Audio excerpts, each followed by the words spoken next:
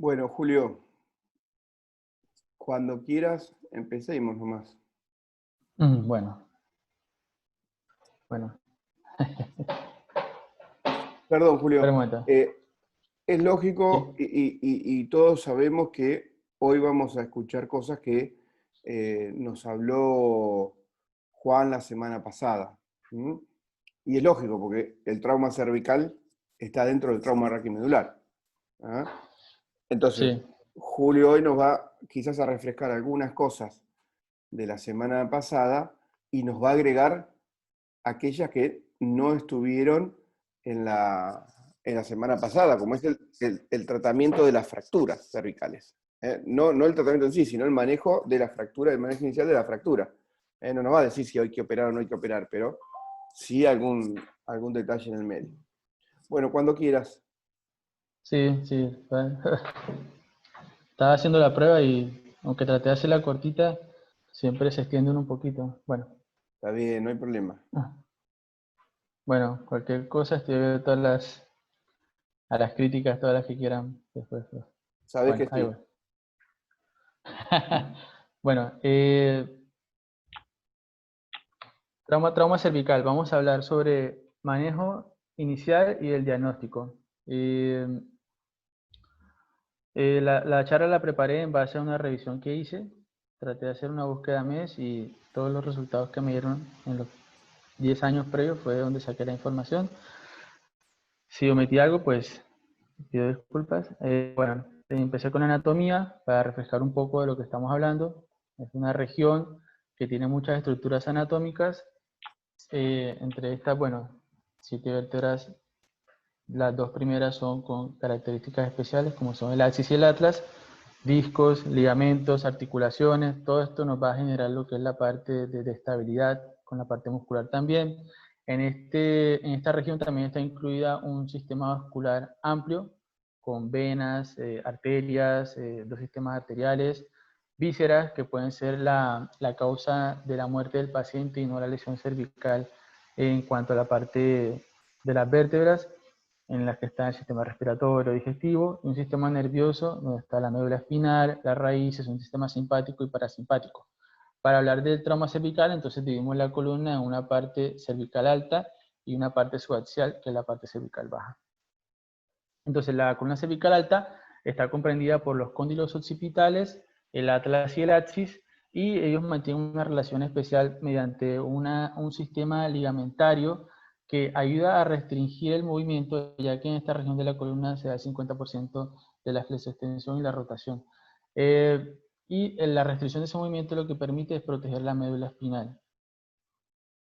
La columna cervical baja está en lo que es la parte inferior de C2 hasta podríamos incluir T1 y mayoritariamente vienen en esta estructura en forma de triángulo que bueno, algunos autores la dividen en que son dos columnas, una anterior con el cuerpo del disco y hasta incluidos las facetas y otra la parte posterior donde está todo el sistema ligamentario posterior, la apófisis espinosa, pero en sí esta es la base de cómo está distribuida la columna cervical baja, enfocada en la parte de nosotros, que es la parte ósea y musculoligamentaria, cómo está distribuida la columna cervical baja. Entonces la definición que yo en este momento tuve, pues puede variar y podemos adicionar más cosas, es que el trauma cervical es todo trauma que se percibe directa o indirectamente en la región comprendida por encima de las clavículas y la cabeza.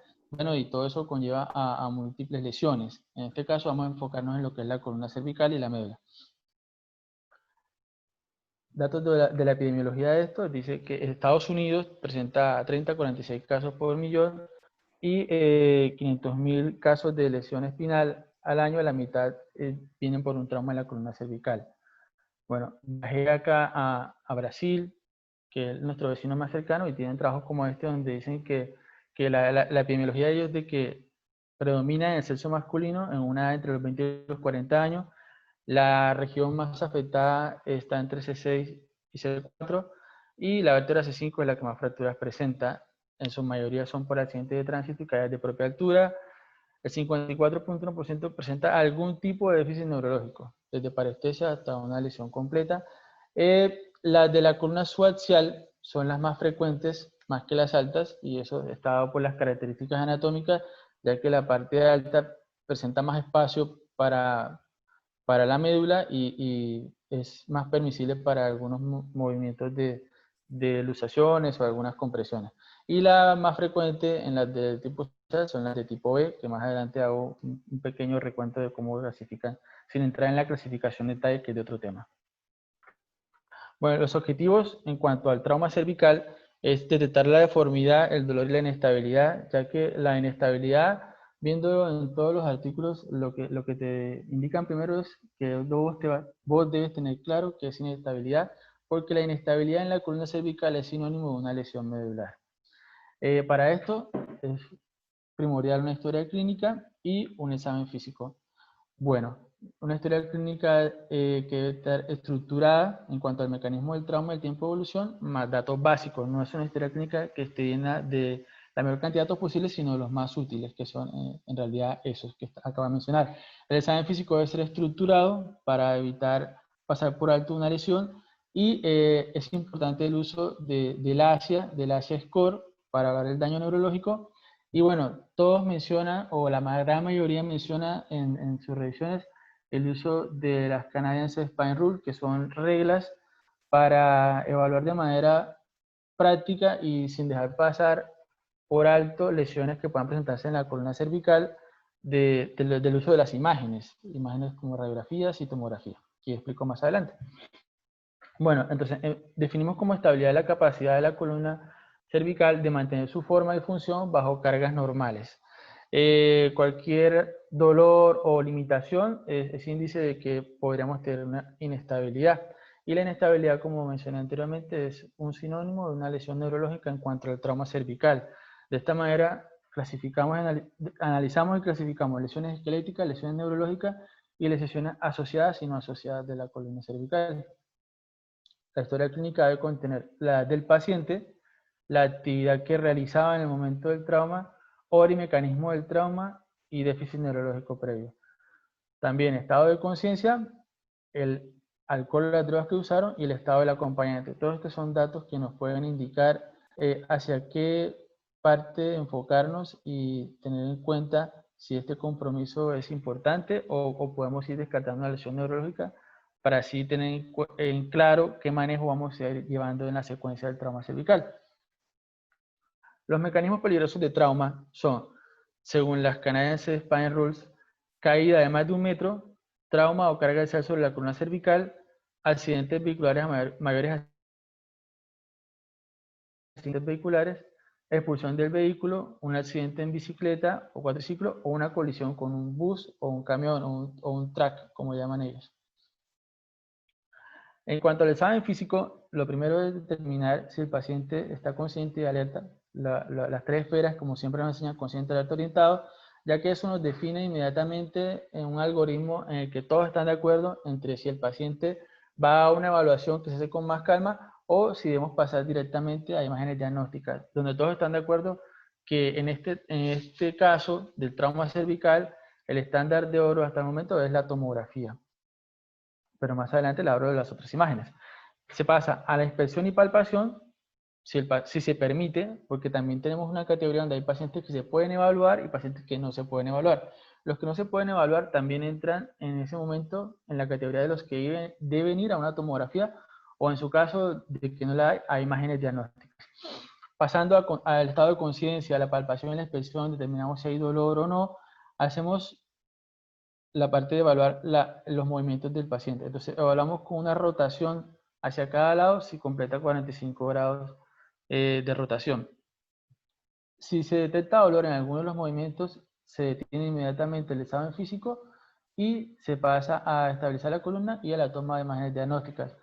Si se detecta algún tipo de déficit neurológico, inmediatamente aplicamos el score de ASIA. Eso es en lo que todos están de acuerdo en cuanto al trauma cervical. Entonces evaluamos también el examen neurológico, la parte motora y la parte sensitiva.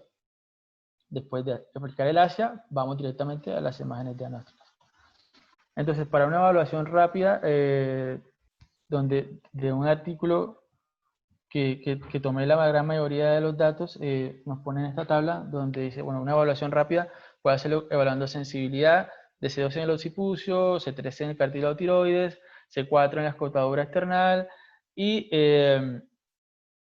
C5 por debajo de la clavícula, C5, C6, C7, bueno, los dedos de la mano, C6 el pulgar, C7 el dedo medio y C8 el dedo meñique.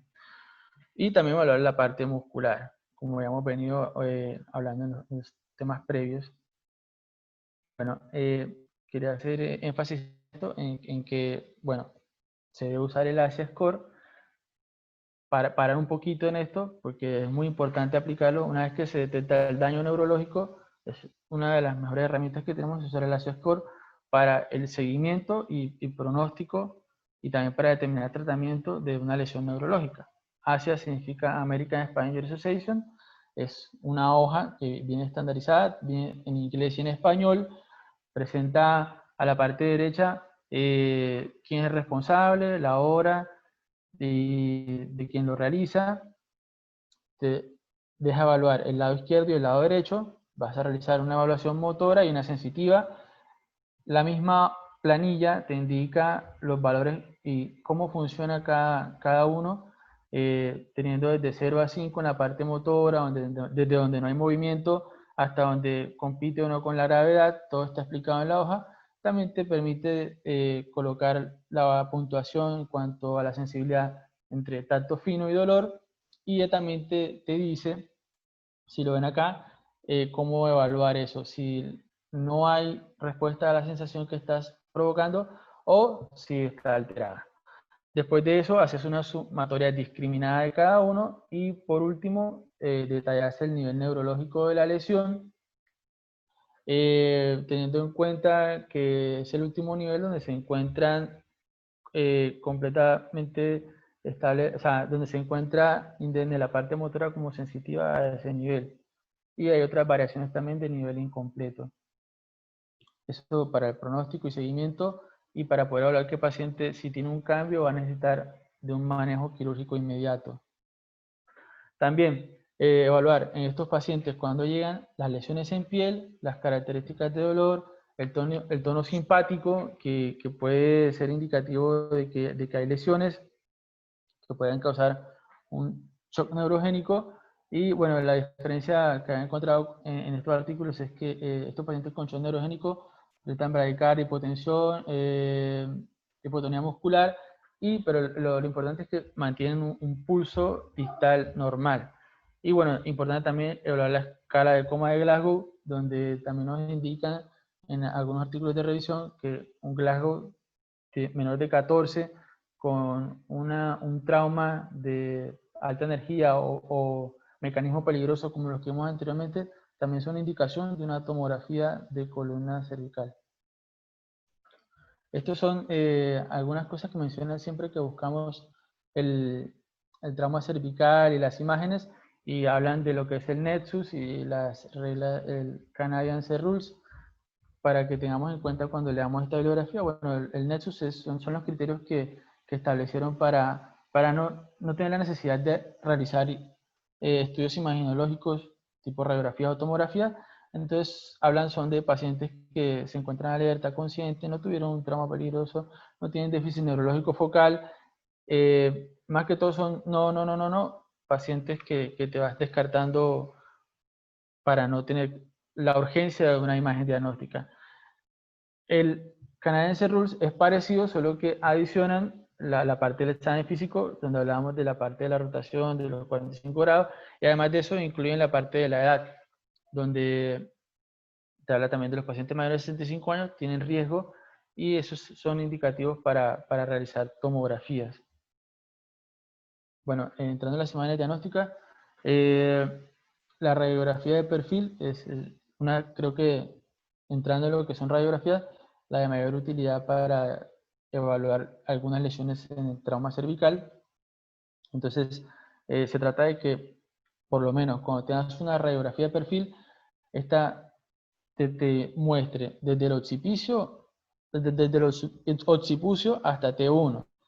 Y de ahí empezás a evaluar las relaciones anatómicas entre las vértebras y la relación de toda la columna cervical.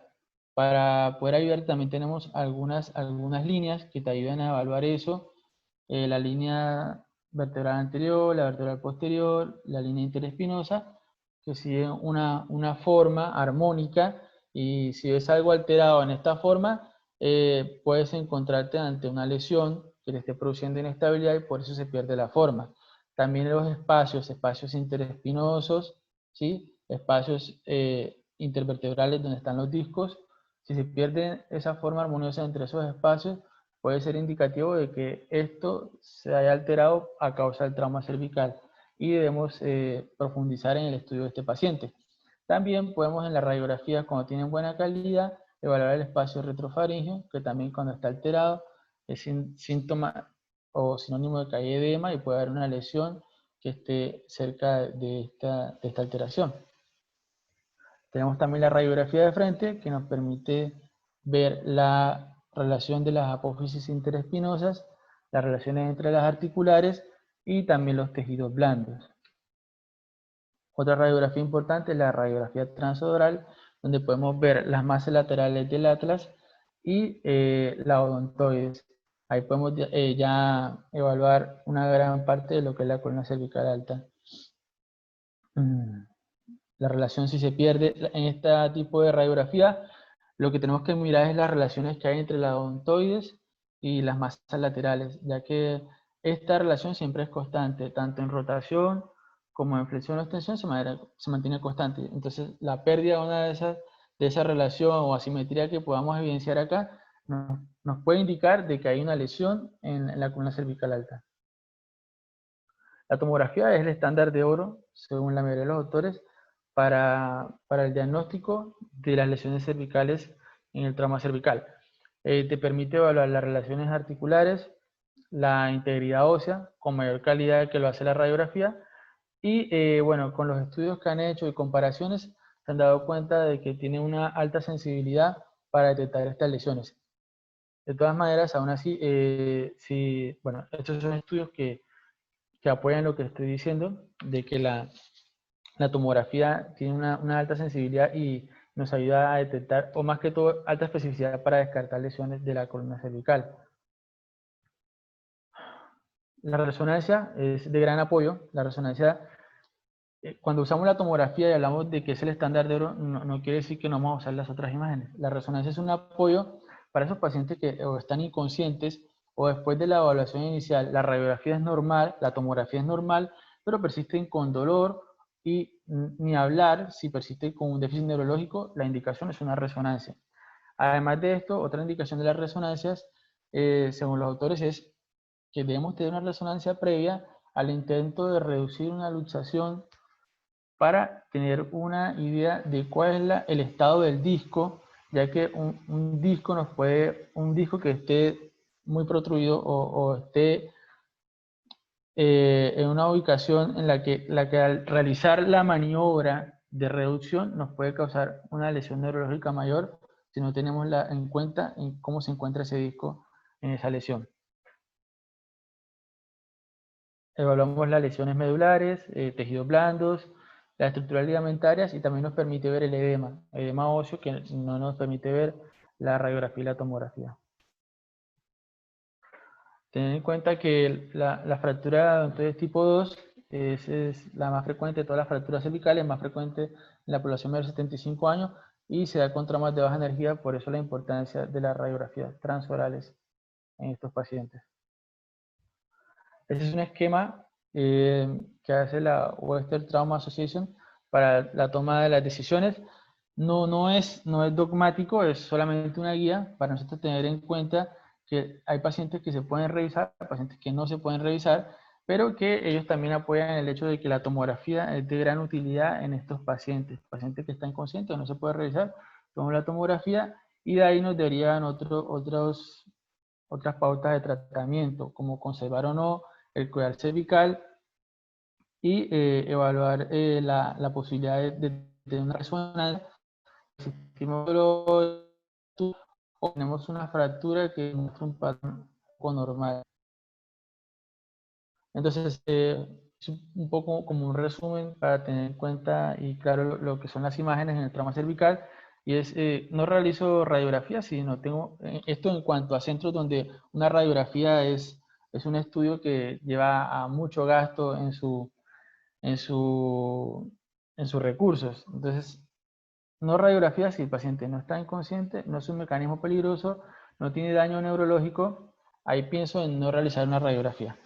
Hay otras cosas como que el paciente está sentado en la sala de trauma y no se le ve alterado, pero eso es otro tema. Y bueno, el hecho de que la radiografía inicial sea normal no excluye una lesión neurológica. La TAC es muy importante en paciente inconsciente con un mecanismo peligroso y individuarlo si tiene un daño neurológico.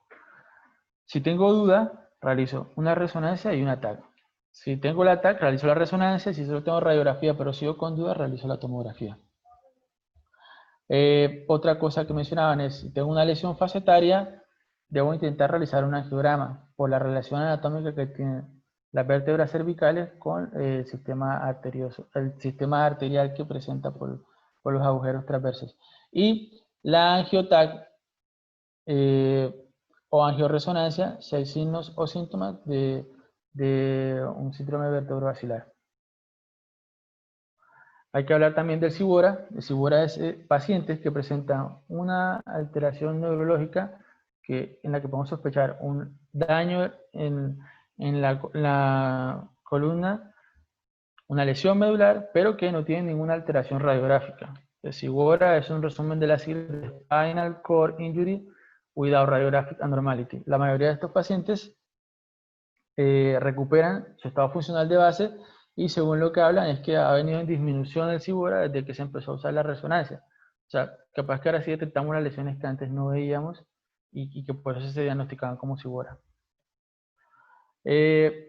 Las lesiones, entonces, entrando en las lesiones, para tener claro qué tipo de lesión hay, para poder diagnosticar la lesión, pues tenemos que saber qué lesiones hay. Entonces, hago un pequeño resumen de las lesiones que podemos encontrar en la columna cervical. Entonces, hay columna cervical alta y baja, como hablamos, y tener en cuenta la estabilidad e inestabilidad que puede presentar esta lesión, porque de acuerdo a ella nos va a dar una pauta de tratamiento. Entonces, podemos clasificar las lesiones en altas y bajas, como ya venimos hablando en toda la charla. Las altas en su mayoría comprometen ligamentos y producen desplazamientos. Y las bajas, más que todo, viene dada, o la clasificamos o la estandarizamos en lo que es el morfotipo de la lesión y lo que viene ahorita aplicando la AO Spine o el grupo AO es los modificadores que pareciera que es algo más adicional o que lo hace más extenso, pero en realidad lo que hace es hacerlo más puntual el diagnóstico y manejo de esa lesión. Comenzando desde la parte alta, tenemos las luxaciones atlantocipitales que se producen por mecanismos de hiperextensión y distracción de la columna o por rotación e hiperflexión de la misma. Es fatal, pero dado que el manejo del trauma cervical ha venido evolucionando, estos pacientes llegan ya estabilizados al hospital, hay más sobrevivientes. Hay tres tipos de acuerdo al desplazamiento del cráneo sobre la columna, que lo veremos más adelante en la próxima charla en las clasificaciones. Los manejos iniciales se dan con el halo de tracción y de acuerdo a la inestabilidad se puede evaluar si hay o no tracción. Estas son imágenes donde podemos, donde te dan pautas para evaluar en las radiografías si puedes sospechar o no una lesión o en la tomografía. Esta que está a la derecha y arriba habla de la regla de los 12 milímetros, donde midiendo estas distancias, ¿sí? Que en promedio cada una es de 12 milímetros, si tienes más de eso, debes sospechar una luxación atlantoccipital. Y estas de acá a la parte inferior izquierda son relaciones que se toman donde el número como resultado debe ser 1, es una división entre la distancia BC sobre la DA, si ven la imagen, y que la relación más o menos es 1, mayor a 1. Si te da menos de eso, sospechar también que tienes una luxación atlantoccipital. También tenemos fractura condilotal, que es por un mecanismo comercial. Hay clasificaciones como la Anderson y Montesano, que la gradúan en 3 tipos. Algunos artículos hablan de que el único signo que puedes evaluar en esto es un hematoma retrofaringio, y se manejan con halo de tracción. Bueno, la clasificación se verá más adelante, pero tiene que ver con la lesión en el cóndilo o la legación en el ligamento que está a ese nivel entre la odontoides y el cóndilo. Las fracturas del atlas de C1 son el 10% de las lesiones cervicales, el 40 al 44% están asociadas a otras lesiones, sobre todo de la apófisis odontoides. Jefferson la clasifica en 4 tipos y más que todo lo hace ver como que es un anillo y comienza diciendo que bueno, las tipo 1 son del anillo, de la parte posterior de ese anillo, tipo la parte anterior, el otro de las masas laterales, que se verá más adelante en la otra charla. La lesión neurológica es poco frecuente y eso se debe a que, dado por la parte anatómica, esta región tiene más espacio y al fracturarse lo que hace es descomprimir, liberar más ese anillo, teniendo poca frecuencia de las lesiones neurológicas en estas lesiones. El tratamiento, en su gran mayoría, son con un cuidado rígido, teniendo en cuenta de que la parte del tratamiento del cuidado rígido es cuando las lesiones son estables. Por eso todo esto va en base a la estabilidad e inestabilidad de las lesiones. Las lesiones ligamentarias atlantoaxiales, que pueden ser por lesiones por rotación o extensión o flexión. Son lesiones donde se puede alterar las relaciones por lesión del ligamento transverso o lesiones del ligamento alar o por una subluxación rotatoria. Y como venía hablando, siempre hay que tener en cuenta lo que es la estabilidad o la inestabilidad. Y si no hay inestabilidad, se pueden tratar con un collar cervical. Las fracturas del axis de C2, entonces hay muchas clasificaciones. Son el 20% de las fracturas de la columna cervical, entonces ya vamos en el 30% de las fracturas. El 60% son de la apófisis odontoides y se dan por traumas de alta energía. La clasificación de Anderson de Alonso, que es más que todo habla de la ubicación, pero esa ubicación también tiene que ver con la estabilidad o inestabilidad de la lesión. Una es en el tip, donde se insertan los ligamentos alares, otra es en la base, pero sin compromiso del cuerpo, y otras con el cuerpo. También está la fractura del ahorcado, ¿sí? Que en inglés le dicen de hangman's fracture, por si acaso lo encuentran en la literatura, y también la clasifican el tipo de fractura. Esa se da por un trauma en hiperextensión y se da en los pedículos de la vértebra C2. También son fracturas que en realidad tienen poca lesión neurológica por lo que hablamos también, como tiene que ver las fracturas del atlas, en las que el anillo es amplio y lo que hace es descomprimir. El manejo quirúrgico sobre todo se da es cuando se encuentra inestabilidad en estos pacientes, así que también se pueden tratar con cuidado cervical o halo de tracción. Las fracturas subaxiales, entonces, ya son las que están por debajo de C2, entonces hablamos de C3 a C7. La fractura en el cuerpo de C3 es la menos frecuente y la de C5 es la más frecuente. La lesión se da según el mecanismo del trauma y parece más fácil clasificarla, pero también tiene un mayor porcentaje de lesión neurológica y esto se debe a que a esos niveles ya se está reduciendo el diámetro del canal espinal, por lo tanto cualquier desplazamiento o signo de inestabilidad va a lesionar la médula. El tratamiento inicial para estas lesiones es el collar cervical rígido. Se pueden presentar subluxaciones y luxaciones, facetaria bilateral o monolateral o monofacetaria. Se pueden presentar lesiones del complejo ligamentario posterior y fracturas tanto de los cuerpos como las espinosas. Las clasificaciones de las lesiones subaxiales, hay muchas, pero bueno, lo que hace el grupo AO es tratar de unificar todas esas para llevarnos a un mejor pronóstico y tratamiento de cada una. Y en un pequeño resumen, ya que esto es tema de otra charla, la dividen en tres, tipo A, tipo B y tipo C. Las tipo A son por un mecanismo de compresión, las tipo B son por un mecanismo de distracción y las tipo C son fracturas por un mecanismo de alta energía que lo que hacen es que produce un movimiento traslacional a ese nivel. Y bueno, dependiendo de cada mecanismo, de cada tipo, asimismo va avanzando el porcentaje de lesión neurológica en estos pacientes. Luego hay otros modificadores, como son si las lesiones son bilaterales, si hay alteraciones neurológicas, el estado neurológico del paciente y los estados de las facetas. Entonces, la inestabilidad, volvemos nuevamente, ya que parte de mi objetivo en esta charla es que tengamos en cuenta la inestabilidad es un sinónimo de lesión medular en la columna cervical.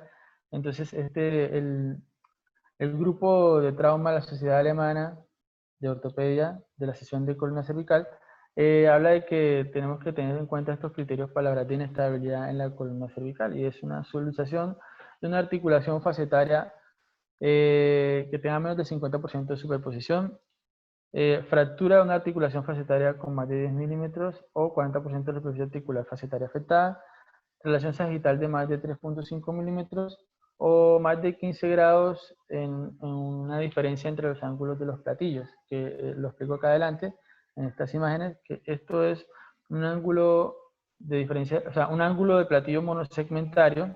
Entonces toma la parte superior del platillo y la parte del otro, pasamos una perpendicular y ahí se genera el ángulo. Y este es uno bisegmentario, ¿sí? Entonces ellos hablan de este promedio de lo que tiene ese ángulo entre estas vértebras y ya hablan también de una desviación promedio. Entonces, como vemos en la diapositiva anterior, una diferencia mayor de 15 grados en esos ángulos. Acabo de traer eso. De 15 grados en los platillos te puede indicar de que hay una inestabilidad en ese nivel. Bueno, el tratamiento, volviendo ahora al tratamiento del trauma cervical, tener en cuenta que el tratamiento inicial es de trauma, es el ATLS, y primero está la vida del paciente, primero está la vía aérea y después vienen las demás evaluaciones, ya tanto del mecanismo del trauma como si debemos realizar un halo de tracción o no, porque el collar cervical rígido está incluido en el manejo del trauma inicial.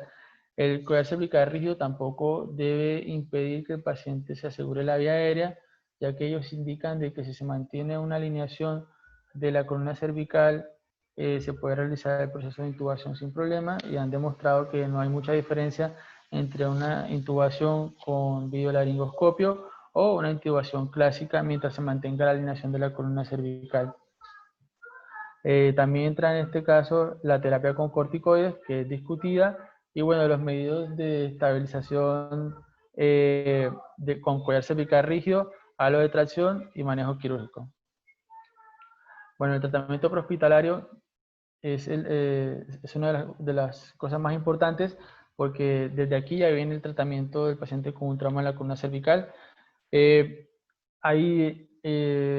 En este caso hago énfasis en lo que es la inmovilización de la columna cervical, que puede hacer por un collar cervical rígido, como se hace en la mayoría de los casos, pero que en realidad lo que ellos indican es que la mejor manera de inmovilizar una columna cervical es con 2 bolsas de arena a cada lado, una venda sobre la frente y el uso del collar cervical. Así bloqueas todos los movimientos de la columna y evitas una lesión medular mayor durante el traslado. Ya ellos también vienen hablando de pacientes que pueden ser evaluables o no evaluables dependiendo del trauma que tenga este paciente. Bueno, la tracción esquelética es la más indicada para luxaciones, subluxaciones facetarias, lesiones altas, y cuando pensás en que el halo puede ser después el manejo definitivo. Y hablan de que cuando el mecanismo fue por una distracción, lo mejor es no usar una tracción esquelética, ya que vos estás reproduciendo el mecanismo inicial del trauma, produciendo más trauma a ese nivel. Las ortesis, hablan de que está el collar de Filadelfia como una que es una opción barata y muy útil, pero que bueno, las desventajas de estos collares cervicales rígidos son que solamente la mayor restricción la dan a la flexoextensión, pero los pacientes aún pueden tener algunos grados de movilización como rotación o lateralización. Y están las ortesis cervicotorácicas, que son un poco más costosas, pero aún así hay estudios donde evidencian que las órtesis cervicotorácicas siguen teniendo casi la misma utilidad que un collar de Filadelfia y no alcanzan la eficiencia de un halo de tracción. El halo de tracción te puede ayudar cuando necesitas hacer una reducción urgente de una luxación. Se puede usar también como tratamiento definitivo. Se puede usar también en fracturas que no son contiguas. Es relativamente barato. Y bueno, está contraindicado en pacientes que son caquéticos, obesos mórbidos, deformidades severas, ancianos y lesiones ligamentarias amplias. Se dice que puede usarse de 6 semanas a 4 meses y que si la lesión es de hueso esponjoso es mucho mejor. Bueno, como había dicho anteriormente, el halo de tracción sigue siendo el mejor método de inmovilización inicial después del diagnóstico, y el collar cervical solo bloquea la flexoextensión. Bueno, el uso de los corticoides en el tramo inicial, como ya lo venimos discutiendo anteriormente con la charla previa, bueno, lo que está en discusión es el uso de la metilprednisolona como corticoide, ya que en la teoría y en los estudios en los animales, el uso de corticoides en la etapa temprana del trauma mejora el pronóstico y disminuye la progresión de la lesión medular, pero a la práctica los estudios tienen algunas falencias. En ASIS 1 y 2 recomiendan que la metilprednisolona debería administrarse con una dosis en bolo de 30 miligramos por kilogramo durante 15 minutos y después seguir con una dosis de 5.4 miligramos por kilogramo hora. Indican que la recomendación es que el tratamiento se inicie entre las 3 horas al trauma ocurrido y hasta 8 horas. Después de 8 horas no se debería administrar metilprednisolona. Esto es porque la metilprednisolona han estudiado que tiene muchas comorbilidades, entre estas la más importante es el sangrado gastrointestinal. Y bueno, no hicieron este estudio, que es un estudio de revisión sistemática, donde lo que encuentran es, porque había otros estudios que hablaban de que también aumenta la mortalidad, y ellos encontraron que no, que sí aumenta las comorbilidades, más no la mortalidad en los pacientes con lesión medular. Sí, el sangrado gastrointestinal sigue siendo el principal evento adverso en la terapia con la metilprednisolona. Bueno, esta es una de las diapositivas finales, es para tener en cuenta que debemos enfocarnos en el manejo de nuestro paciente con trauma cervical. Entonces, una vez que tengo un paciente con un trauma cervical, tengo que tener el contexto de dónde ocurre este trauma, la edad del paciente y el estado de conciencia. Asimismo, ya voy guiando mis pautas de manejo, sabiendo que hay lesiones que son más frecuentes en la población anciana, otras en la población infantil, que hay tipos de trauma que sí o tienen la mejor indicación de una tomografía que una radiografía, así no pierdo tiempo en otros manejos que pueden pasarse por alto, y que la estabilización inmediata es parte importante del trauma cervical. Los mensajes para tener en cuenta: el trauma cervical es de alta frecuencia, ¿sí? Con lesión medular incluida en él. Sospechar todo paciente que tiene una alteración neurológica, sospechar que tiene un trauma cervical también. El TAC es el estándar de oro para lesiones de la columna cervical. Y todo paciente inconsciente tiene indicación de una tomografía craneocervical, que los estudios también avalan de que esta es rápida y que tarda la mitad de tiempo que realizar las 6 proyecciones de columna cervical que necesitaríamos. Entonces, la tomografía, si el medio lo dispone, podemos usarla y está indicada para eso. La inestabilidad es sinónimo de un daño neurológico en columna cervical. Debemos inmovilizar todo trauma cervical para evitar la progresión de la lesión y mejorar el pronóstico de nuestro paciente. La metilprednisolona es, dentro del trauma cervical, una gran incógnita. Es mejor usarla que no usarla, y sobre todo los estudios dicen que seguimos usándola es porque podemos tener problemas médico-legales, ya que hay estudios que sí la recomiendan y que in vitro prueban de que funciona. Entonces, nuestro uso más que todo está indicado por el problema médico-legal que podríamos obtener. Más en sí, no está del todo claro. Entonces, la indicación, si la vamos a usar, es antes de 3 horas. Y el collar cervical y el halo de tracción son de gran utilidad en las lesiones iniciales del trauma cervical, tanto alto como bajo, y pueden ser también usarse como manejo definitivo si no hay una si no hay progresión de la inestabilidad. Bueno, muchas gracias.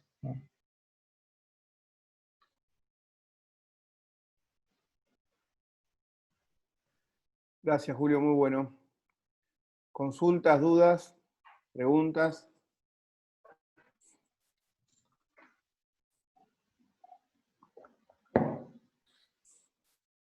Hay cosas que ya las discutimos en las semanas anteriores, así que es lógico que en estas charlas no tengamos grandes discusiones, pero fue muy claro. Fue muy claro y muy conciso, así que está bien. ¿Qué decís, Alfredo? Hola Pedro, hola chicos, ¿cómo les va? Hola. Ya estuve escuchando, la verdad, bien interesante.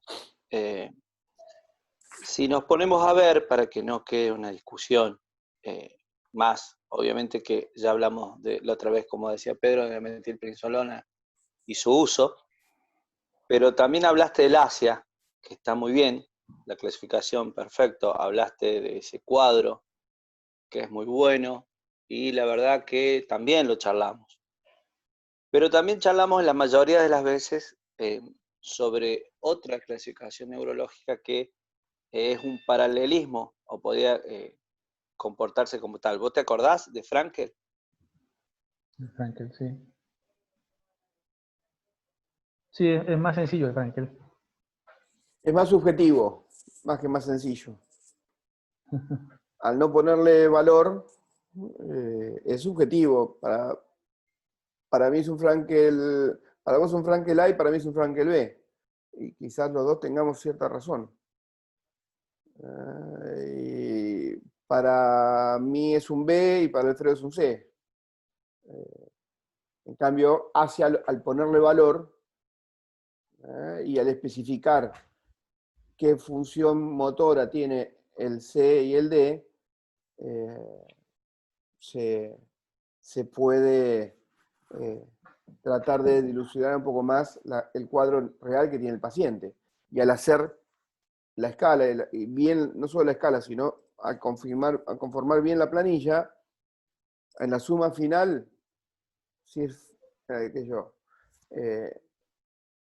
hacia B con 30 puntos, y luego el tratamiento sigue siendo hacia B, pero con 80 puntos o 70 puntos, ahí podemos decir, bueno, objetivamente quizás subjetivamente está igual, pero objetivamente tiene algún nivel de recuperación. Por eso, las dos dicen lo mismo. Las dos dividen a nuestro paciente en 5 tipos distintos. La diferencia, el Asia le da un número, un valor. Y todo lo que se pueda medir se puede demostrar. Y todo lo que se pueda demostrar sirve para la discusión. Bueno, muy bien, ¿eh? Gracias. Cuídense, sí, Ricardo. Levantaste la mano. Hola a todos, buenos días. Pues ante todo, una disculpa porque yo ingresé tarde, tuve unos problemas de conexión. Julio, excelente charla. De pronto mi pregunta está relacionada acerca de las imágenes diagnósticas. Julio fue enfático en decir durante su charla pues que el estándar de oro para trauma cervical es la tomografía, ¿sí? De pronto lo que quiero preguntar es acerca de esos pacientes dudosos, o sea, ¿qué es un paciente dudoso? Es un paciente que tiene una radiografía normal y que persiste con dolor, que no tiene déficit neurológico. O sea, ¿cómo abordar esos pacientes después de que el paciente tiene un trauma cervical, una radiografía aparente normal, aparentemente no tiene déficit neurológico, sigue con el dolor? ¿Qué le hago? ¿Un TAC? En ese caso, sería como mi pregunta.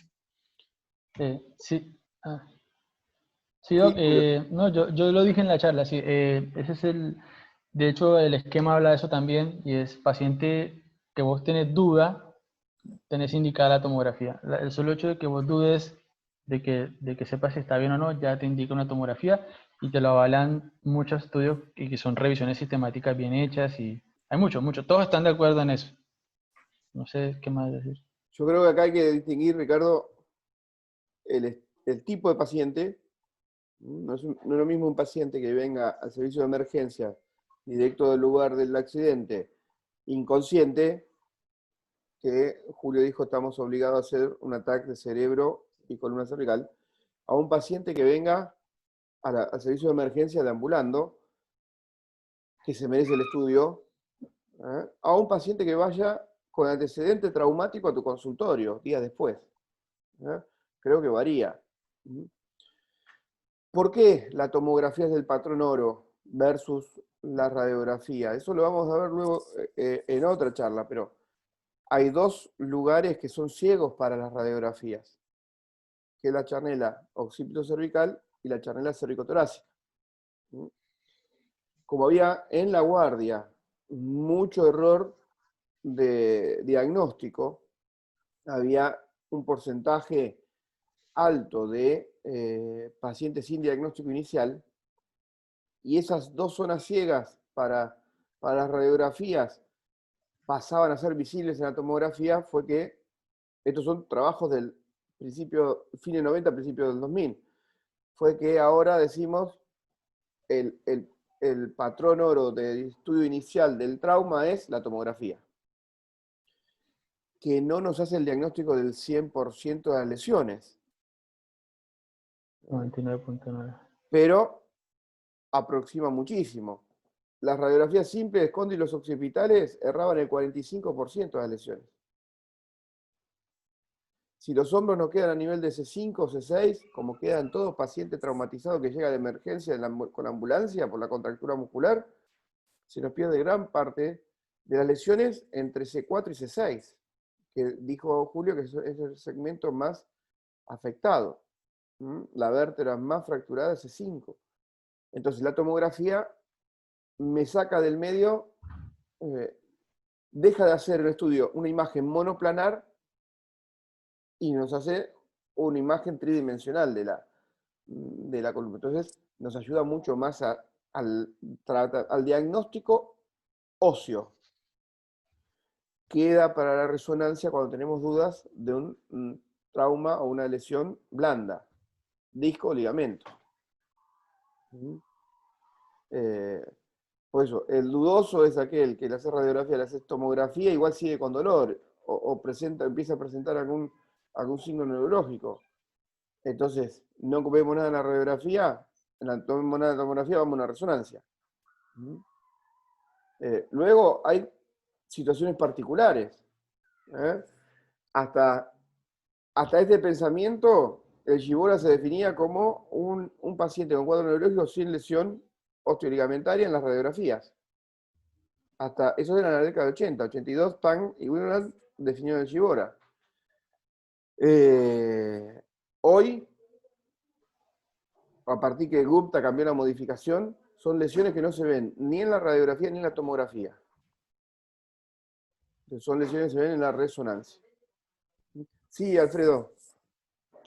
Y justo hablaste de algo que es el Shibora, y bien ahí lo definieron, pero por ahí puede que encuentren, y ya lo hemos discutido, una palabra que lo asimila al adulto, que es el Shiboret, pero ya hay literatura que aclara que Es es lo todo lo mismo. mismo. Claro, que es todo lo mismo. En el Pero adulto, bueno, puede que lo escuchen, y antes se diferenció que Shibora era para los chicos, Shiboret era para los adultos. Ahora se lo toma en general. No sé si lo van a decir en una sí, clase. claro. Yo ahí volví a compartir el programa.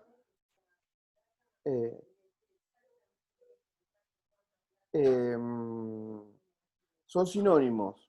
¿Sí? En la bibliografía se puede encontrar Shibora, Shiboret, Shibora del adulto o síndrome de enfermedad central postraumático. Esto es lo mismo. Pero bueno, ¿algo más? Bueno, gente, gracias. Las primeras son cortas siempre, porque ya venimos discutiendo, y aparte esta metodología hace que podamos volver a discutir algunas cosas más. Nos vemos la próxima. Hasta luego, gracias a todos. Chau.